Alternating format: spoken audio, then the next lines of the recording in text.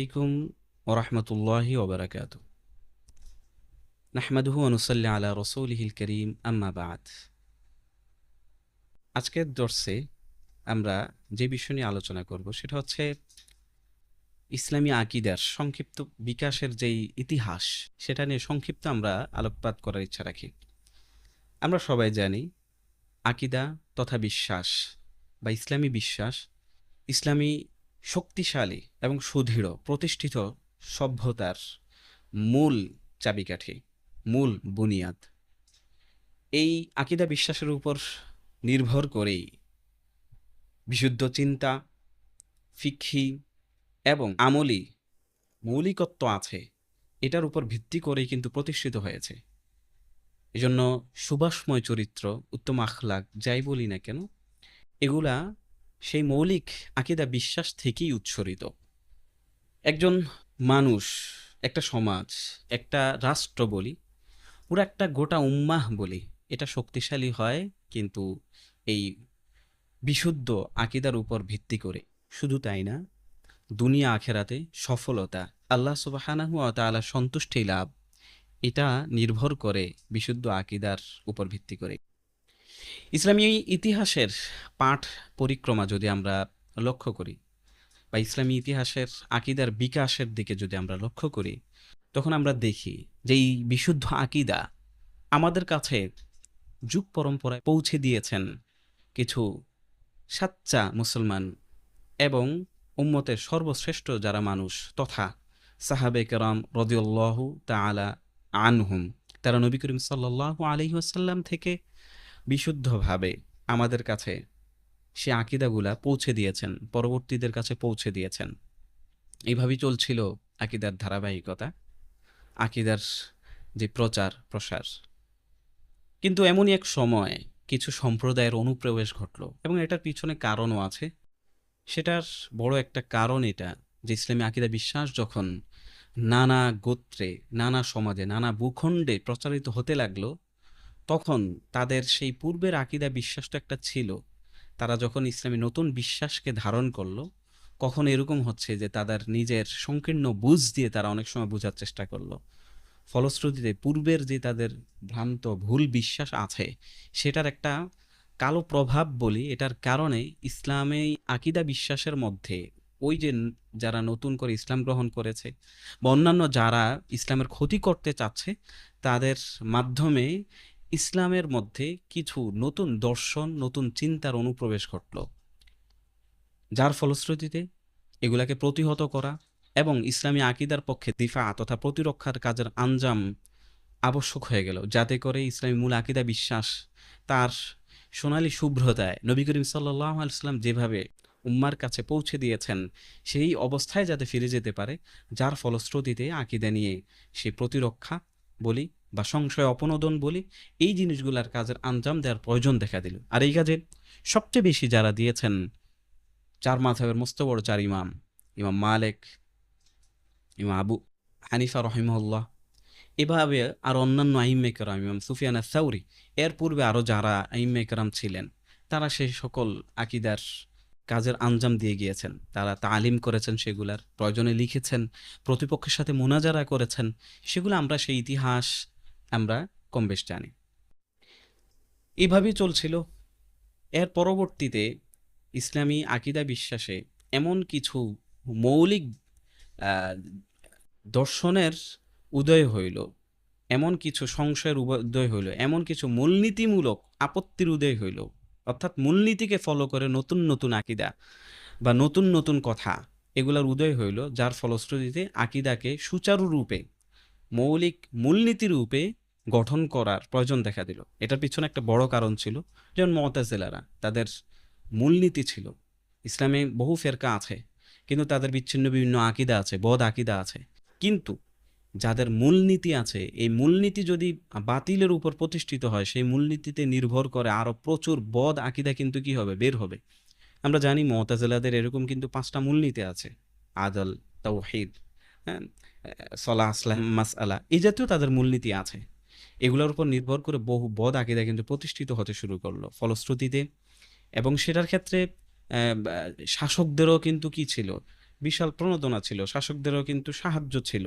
আব্বাসী খলিফার কিছু কিছু শাসকরা সেই মুতাজিলাদের প্রতি তাদের বিশাল সমর্থন ছিল, যার ফলশ্রুতিতে উম্মার মধ্যে আকীদার বিষয়গুলোকে উসুল ভিত্তিক প্রতিষ্ঠা করার আশু প্রয়োজন দেখা দিল, যাতে করে পরবর্তী আইম্মে কেরাম ওলামে কেরাম সেই মূলনীতির উপর নির্ভর করে সমস্ত সংশয় এবং আপত্তির জবাব দিয়ে ইসলামী মৌলিক আকীদা বিশ্বাসকে তার সোনালী রূপের মধ্যে স্থিতিশীল রাখতে পারেন। এ কাজে সবচেয়ে বেশি যেই দুইজন ইমাম আঞ্জাম দিয়েছেন, একজন হচ্ছেন ইমাম আবুল হাসান আলী আল আশারি রহিমাহুল্লাহ তাআলা, আরেকজন হচ্ছেন ইমাম আবু মানসুর মুহাম্মদ আল মাতুরিদি রহিমাহুল্লাহ তাআলা। তারা উভয়ই ইসলামী আকীদা বিশ্বাসকে সুচারু দলিল দিয়ে এগুলাকে আরো সুসজ্জিত করেছেন, এর উপর আপতিত সংশয়কে দূর করেছেন, মুতাজিলাদের মতামতগুলোকে তারা খণ্ডন করেছেন, যার ফলশ্রুতিতে তারা উম্মার মাঝে তাদের বিশাল খেদমতের কাজ ফলে গ্রহণযোগ্য হয়ে যান, সবার কাছে সমাদৃত হয়ে যান, এবং উম্মতের পরবর্তী আইম্মে কেরাম তাদেরকে নির্দ্বিধায় অনুসরণ করতে লাগলেন। তো এই যে দুই ইমাম, একজন হচ্ছেন ইমাম আবুল হাসান আলী আল আশারি, তিনি ছিলেন যে ইমাম আশারি রহমতুল্লাহ বিশিষ্ট সাহাবী, বিশিষ্ট সাহাবী আবু মুসা আল আশারি রহমতুল্লাহ আলাই, তার বংশধর। তিনি জন্মগ্রহণ করেন 258 তথা 260 হিজরির সময়। তার জীবনের প্রায় 40টি বছর, প্রথম 40টি বছর প্রায় অর্থাৎ 300 হিজরি পর্যন্ত ইআতেজাল তথা মুতাজিলাদের উপরই কিন্তু এই বিশ্বাসের উপর তিনি ছিলেন। পরবর্তী 23 বছর তিনি সেখান থেকে ফিরে এসে আহলুস সুন্নাত ওয়াল জামায়াতের আকীদা গ্রহণ করে আহলুস সুন্নাত ওয়াল জামায়াতের মতামতগুলা সুদৃঢ়ভাবে প্রতিষ্ঠা করেন। তার ব্যাপারে বলতে গিয়ে ইমাম তাজউদ্দিন সুবকি রহমতুল্লাহ আলাই 771 হিজরিতে ইন্তেকাল। তিনি তবাকাতুশ শাফিইয়া আল কুবরা এটাতে খুব চমৎকারভাবে বলছেন, আমি আপনাদেরকে সেখান থেকে একটু পড়ে শোনাই। তিনি সে তবাকাতুশ শাফিইয়াতে বলতে গিয়ে বলেন যে, জেনে রাখুন, যদি আমরা শায়খ আশআরী রহমতুল্লাহ আলাইহির সকল কৃতিত্ব সন্নিবেশিত করতে চাই, তাহলে কাগজের কমতি ঘটবে এবং দোয়াতেরও কমতি ঘটবে, কলাম বোধা হয়ে যাবে। তার ব্যাপারে এরকম মন্তব্য করেছেন। তো সে তবাকাতুশ শাফিইয়া আল কুবরাতে তার প্রায় 100 পৃষ্ঠার জীবনী আছে। এইভাবে তার আলাদা জীবনী গ্রন্থ সবাই রচনা করেছেন। তাবিয়ুনু কাযিবিল মুফতারিতেও তার এবং তার মাযহাবের তথা আশারীদের ইতিহাস নিয়ে সুন্দর আলোচনা রয়েছে। দুটোটাই আহলে সুন্নাত ওয়াল জামাতের ধারা। আরেকজন হচ্ছেন ইমাম মাতুরিদি রহমতুল্লাহ আলাইহি, তিনি সমরকন্দ এরিয়ার ছিলেন। একটু এখানে পার্থক্য করে বলা দরকার যে ইমাম আশারি তৎকালীন ইসলামের রাজধানী, সেখানে তার খেদমতের আঞ্জাম ছিল।